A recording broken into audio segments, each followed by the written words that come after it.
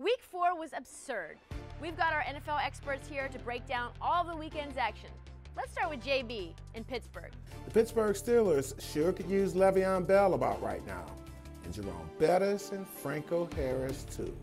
In falling to the Ravens on Sunday night, Pittsburgh was held scoreless in the second half for the second week in a row. Hey, you know what that means around here? A lot of questions and the potential for more drama. There's no indication from Le'Veon's camp as to whether or not he will sign his franchise tag tender anytime soon and end his holdout. In the meantime, on a night that Ben Roethlisberger threw 47 times and for just 50 yards in the second half, the running game is still stuck in the mud as James Conner rushed for just 19 yards and 2.1 yards per carry. One thing for certain, the Steelers offense under first-year coordinator Randy Fichtner is officially in crisis mode. The Los Angeles Chargers just beat the 49ers 29-27, and as you look at this game, you just can't help but feel sort of bad for the 49ers and wonder what if.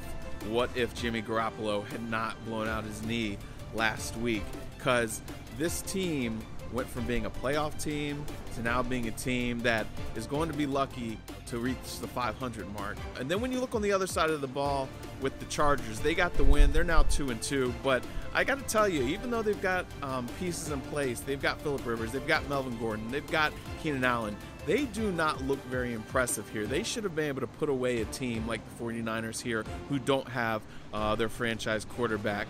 I don't see them being able to compete with the likes of Kansas City. We've seen they already lost to them. The way they've got 3/4 of the season left, so they've got to get things fixed. But it's really going to be interesting to see if they can make those adjustments as the season progresses, because right now it just doesn't look like it.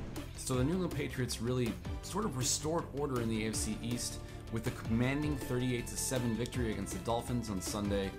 Miami, they entered the game 3-0 and had a chance that, even though it's still early in the season, they could have taken a pretty commanding lead, 3-game lead in the AFC East, but they just fell completely flat. And New England, it wasn't a flawless performance, but we started to see signs of them sort of getting back to their previous levels of production. But really the most promising sign I saw from New England's offense was that rookie first-round running back Sony Michel had a tremendous game. He had 25 carries, 112 yards, and 1 touchdown.